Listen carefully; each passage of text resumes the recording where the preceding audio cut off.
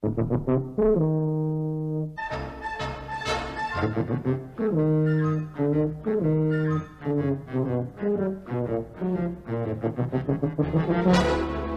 present Tony Hancock, Sid James, Bill Kerr, Hattie Jacques, and Kenneth Williams in... Hancock's half hour.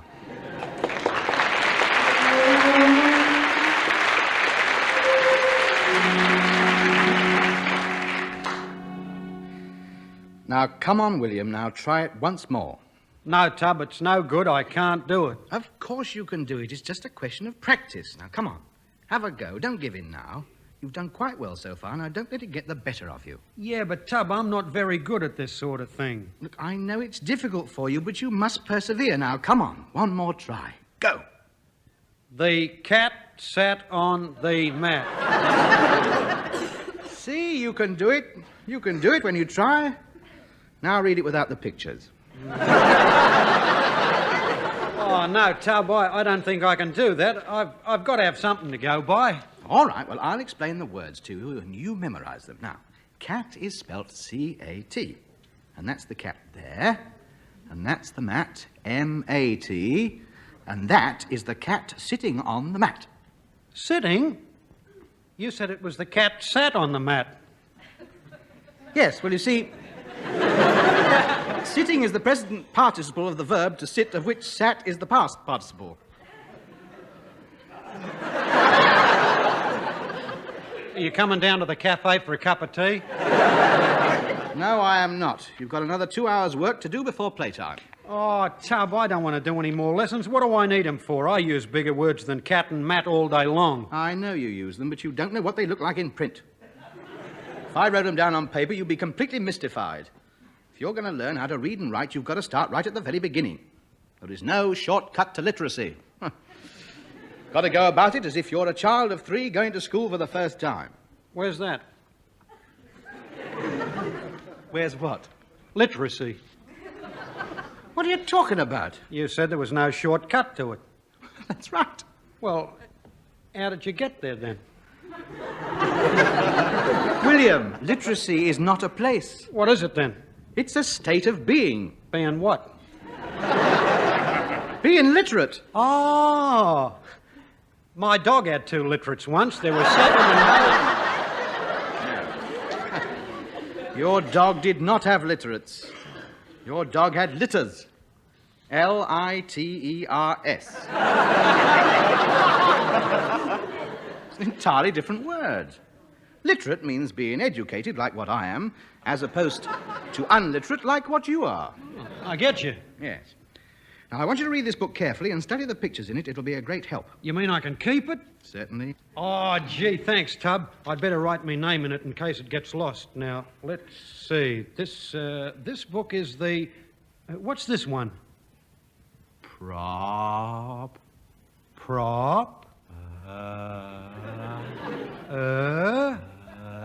Tea. Tea. Property. Oh, property. I know that word. Is cup of tea spelt like that? No. Oh. This book is the property of... Do I write my name in where all the little dots are? Yes, that's right. B-I-L-Y-C-U-R, Billy Kerr. Not bad. Not bad at all. The letters are very well formed. 2 or 3 back to front, but you're definitely improving. Hey, can we have playtime now? No, William. Good morning, class. Milk time. Here's your bottle of milk and your straw. Miss Pugh, there is no need to take the mickey out of William.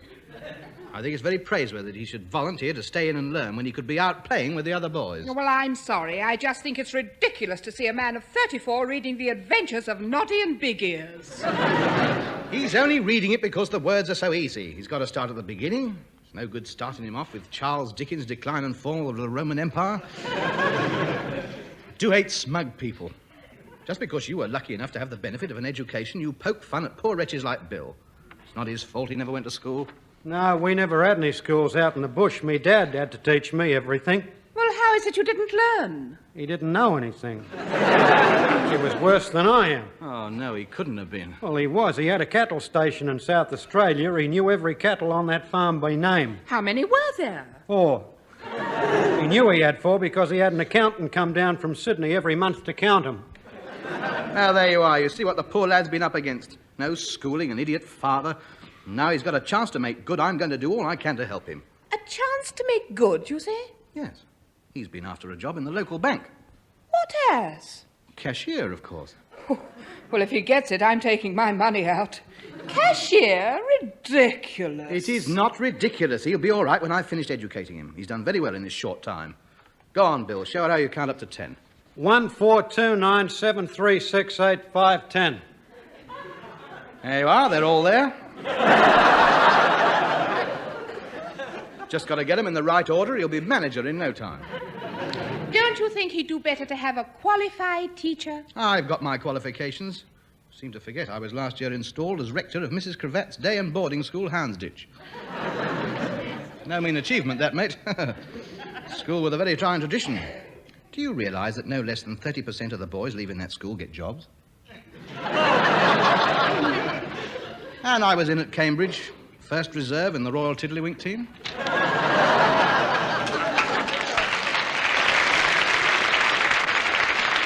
That has nothing to do with your teaching qualifications. All right. What's the time? 11 o'clock. Right.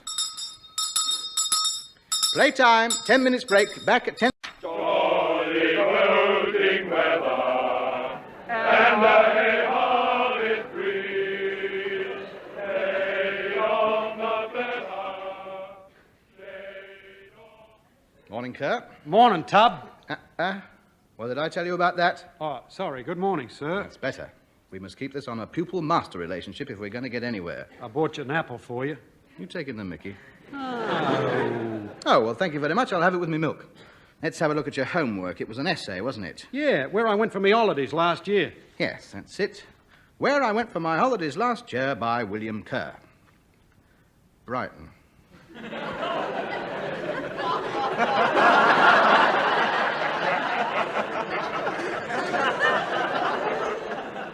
Is that all there is? Yeah. It's not very long, is it? Well, I was only there 2 days. Oh, couldn't you have used a bit of imagination? Brighton? Brighton. How can I judge how good it is on that? Didn't you go anywhere? No, it rained all the time.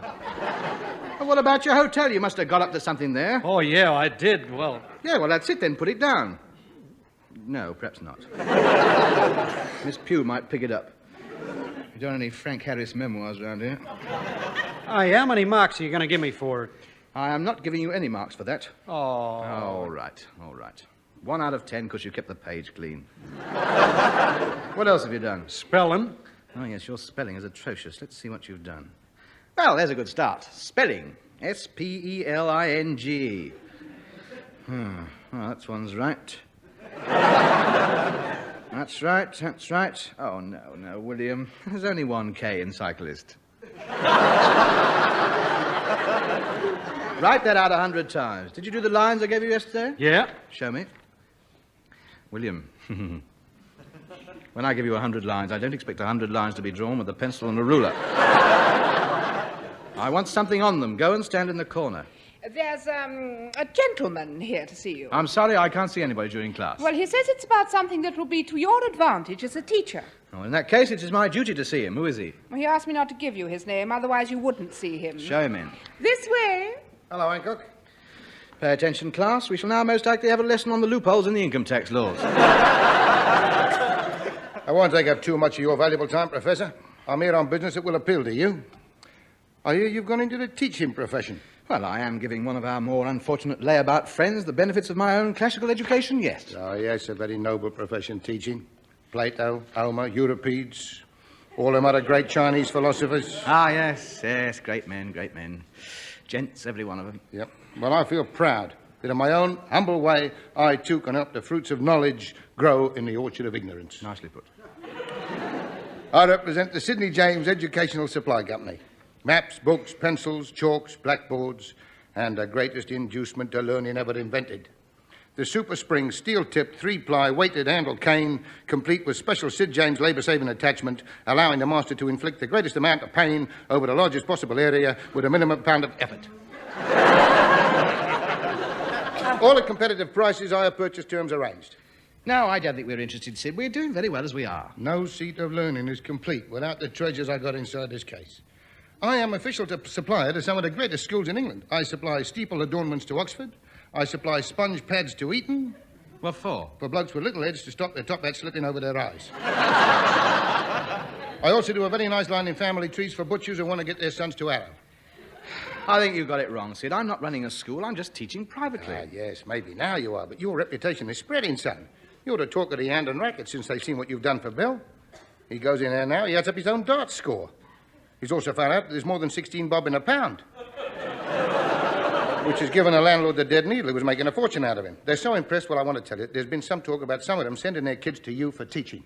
Well, it's very flattering, but I'm not a schoolmaster. I mean, that's Jimmy Edwards' meat, not mine. I'm only helping Bill out. And what a marvellous job you made of it, boy. They're openly referring to you as another Svengali. Oh, no, never. It's nothing like that. It's just I suppose they have got rather compelling eyes. They burn into people, you know. Now I think of it, quite a lot of girls shudder when I look at them. It's my eyes. It makes them shiver with desire. They have to turn their head away. They can't look at me. Yeah, I noticed it. Yeah. I have to wear dark glasses at the Palais in case they go berserk. Oh, old Rasputin had the same trouble. His eyes, you know. We're exactly the same. Different haircuts, that's all. I think I get it from his Spanish grandmother, you know. Eyes like paperweights, she had. You know, the ones that snow when you tip them upside down. Remarkable woman, Carmen Hancock, her name was. She worked in a marmalade factory in Seville. Yes. They still talk about her eyes in Spain. She stopped a bull dead at 20 yards. What are you talking about? Oh, I'm sorry, I was digressing. Where were we? I was telling you how they're referring to you as the professor at 23 Railway Cuttings. They've got more confidence in you than the schools round here. You become a legend. The wise old sage of East Cheam. Well, mind you, I've always commanded respect, haven't I? Of course you have. Look how the pub goes quiet when you start explaining how Zeta works. If I were you, I'd cash in on this. How? Turn this place into a private school. Professor Hancock's private academy for young gentlemen. You'll have Indian Maharajas here, diplomat sons, princes. It'll be like bringing Cheam School back to Cheam. No. What are you getting out of this? Not a thing. I'm just proud to be on the payroll of such a praiseworthy project. What payroll? You're going to need a fully paid-up secretary to take care of the finances. The finances? Certainly. Naturally, the school will be fee-paying, I should say 200 nicker a term. I'll take care of that side of it. We can't have the headmaster bothering with such a sordid subject as money. Look, Sid, I don't think so. I couldn't control a bunch of kids. You know, kids and dogs don't take to me. These kids won't play you up, boy. Not with the Sidney James special cane attachment. I got a telescopic one as well. You can reach the back of the class without leaving your desk. Leave it to me, boy. We'll advertise a new school and I'll get the word passed around town saying that you are a great man of letters, all right?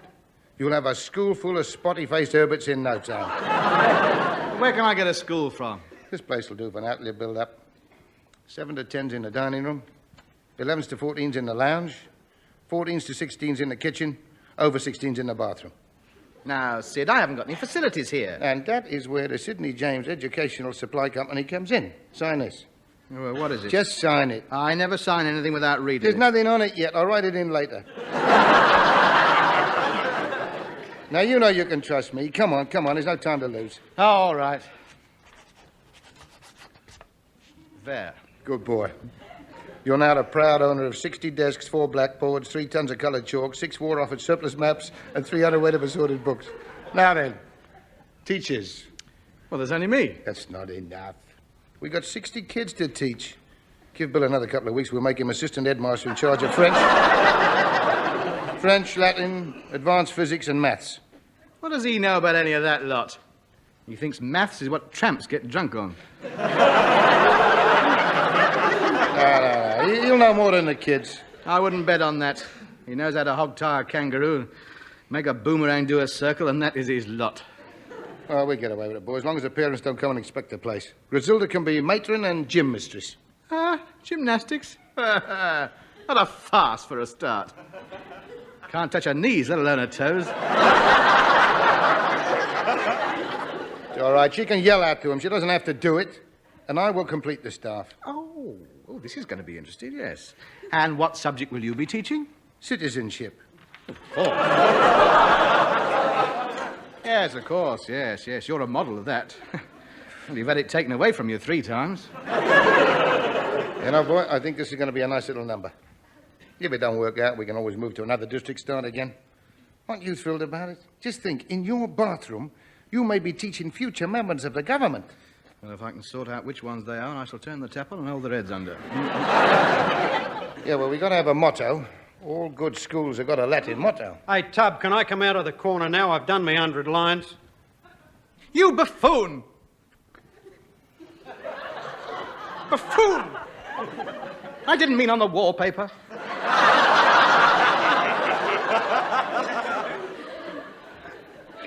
Look, right in between me bunches of grapes.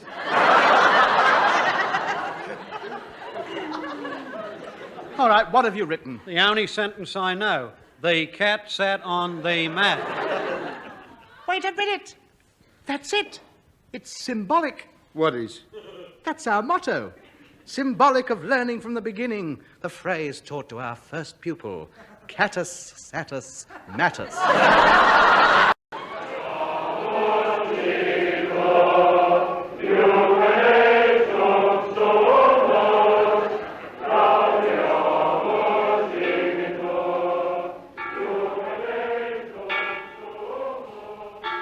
Oh, isn't it exciting, Mr. Hancock? First day of school, the beginning of our first term. Miss Pewitt might be as well to remember my name is now Professor Hancock, B.A., B.Sc., M.A., Cantab. What does Cantab mean? It's short for Cambridge. Oh, I can put that after my name. I think Oxon would be better for you.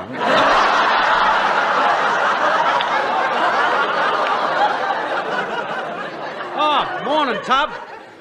Tub? Professor Hancock. Everybody ready to start battle? Oh, stone me. What are you wearing? A mortarboard and gown. What does it look like? I had it specially tailored.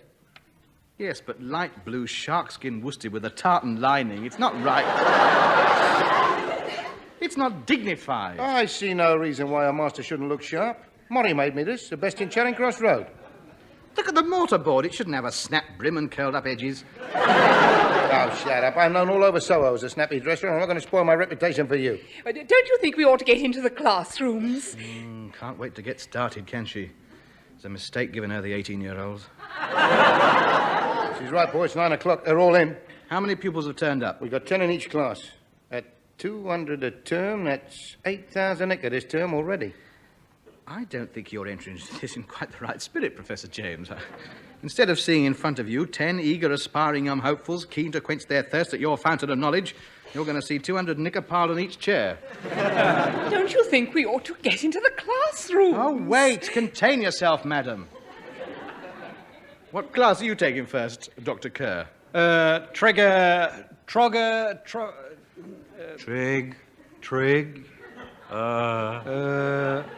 Nom.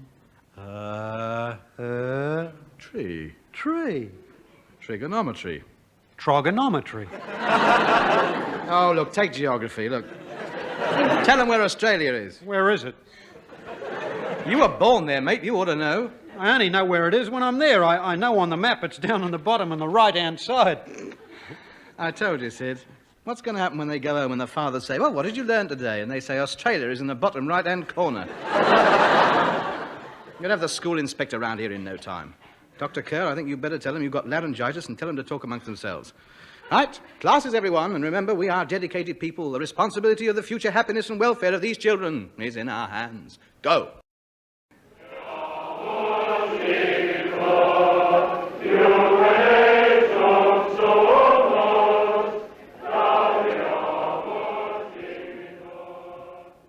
Now, the history of England goes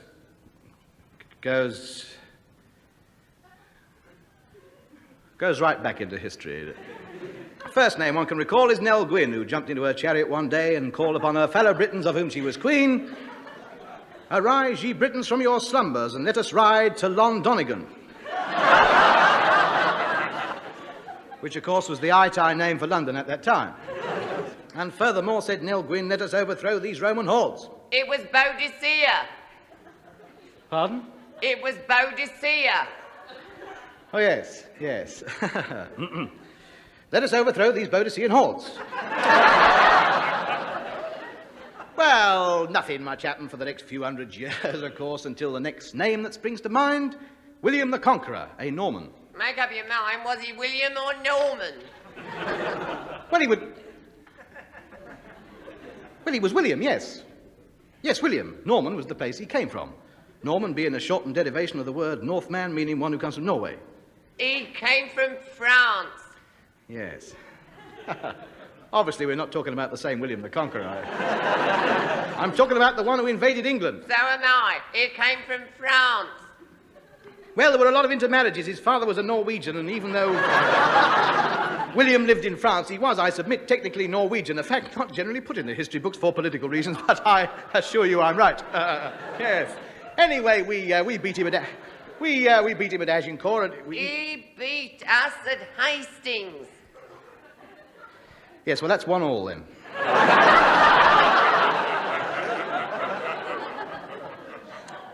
Anyway, his old man, his father, his pot and pan, the Prince of Oslo. The Duke of Normandy. Yes. Or you. Yes. You're expelled. Here's your 200 quid back. Hop it. Scripture. King Herod the Lion-Heart was, of course, Nero's brother-in-law. They did a little arrangement, of course, by the... Now listen carefully. The cat sat on the mat. Oi! And what do you want, little man? We did that yesterday.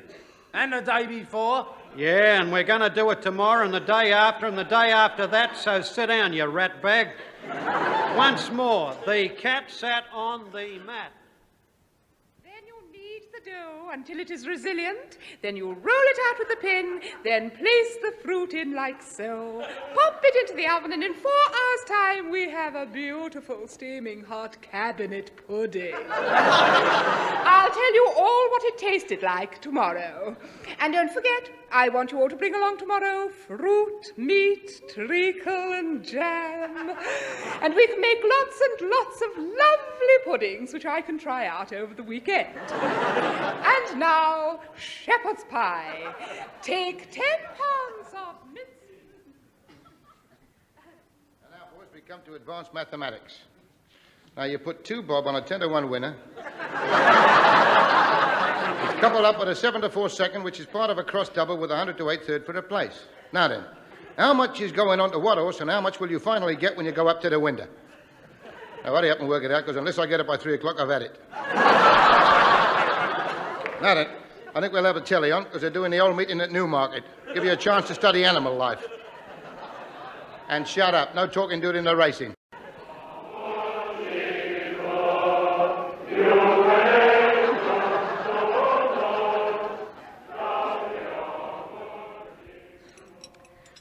Well, I think we've made a good start, don't you, Sid? Yeah, we're all right now.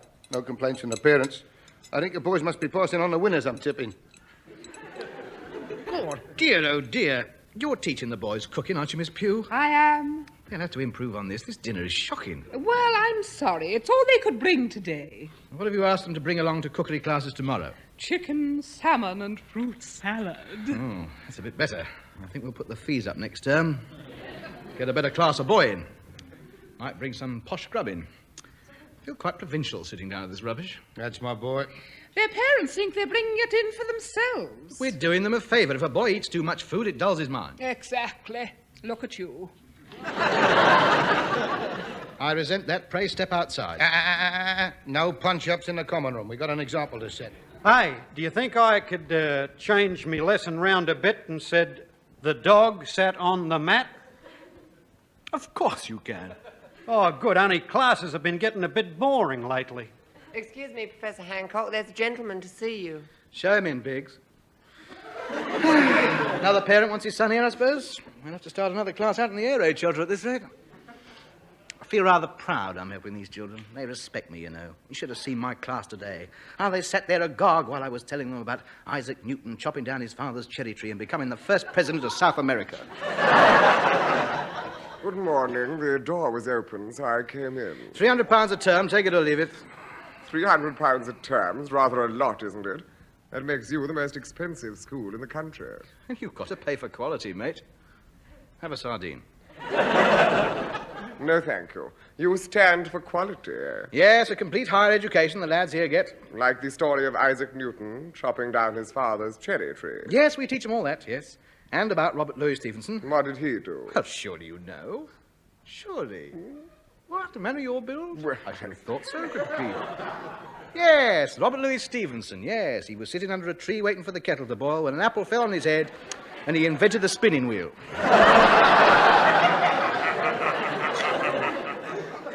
How interesting. Yes, he's a great man. A fascinating brain he had. Yes, yours is quite interesting as well. I'm from the Minister of Education. Oh, is he interested in the place? Oh, very. We've had lots of reports coming in. Oh, he's thinking about sending his lad here. Well, you can tell him we'll knock a pony off the fee if he'll pass the word round amongst the old cabinet. I see. These are the members of your staff, I presume. Yes, this is Professor James. How do you do? Where did you obtain your professorship, Mr. James? Eh? Oh, Think carefully, because I can easily check it if you get my meaning. Oh, well, in that case, I got nothing to do with the place. I'm the caretaker. Very wise. And who is this? This is Dr. Kerr, my English master. Hiya, sport. Drag some wood under you and squat. Oh, so I believe I've seen Mr. Kerr's classroom. It's the one upstairs with the pupils sitting in the bath, is it not? It's a temporary affair till we extend the premises, you understand. I'm afraid it'll be more temporary than you anticipated. The police will be here this afternoon to board up the premises and to escort you to the police station, where you will be charged with fraud. Fraud? I've never frauded in my life.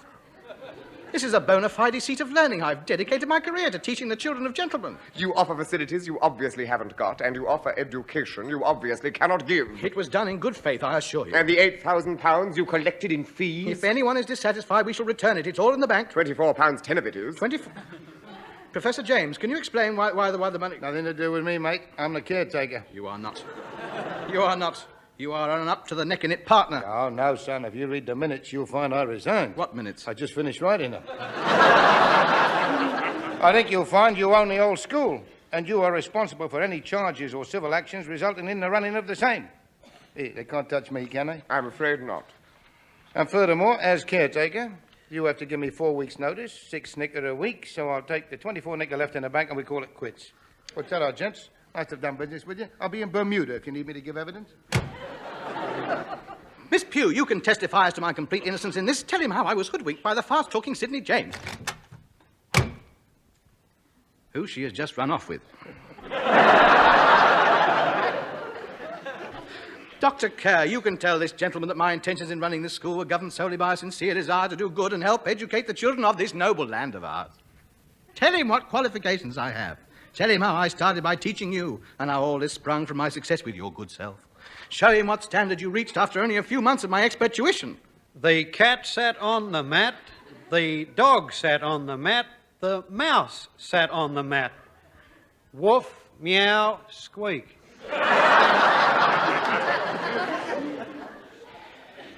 Yes. Well? I understand some of the prisoners are quite keen on being educated. Perhaps if you had a few words with the governor, he'd let me hold classes in his cell. I think a lot of good would come of it, because I'm sure they must get rather bored, and I think perhaps I'm just the man to put it right. I'm the last. You first. You know.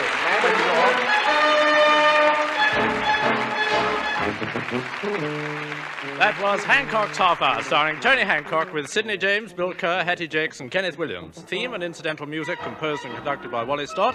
The show written by Alan Simpson and Ray Galton. The program, which was recorded, was produced by Tom Ronald.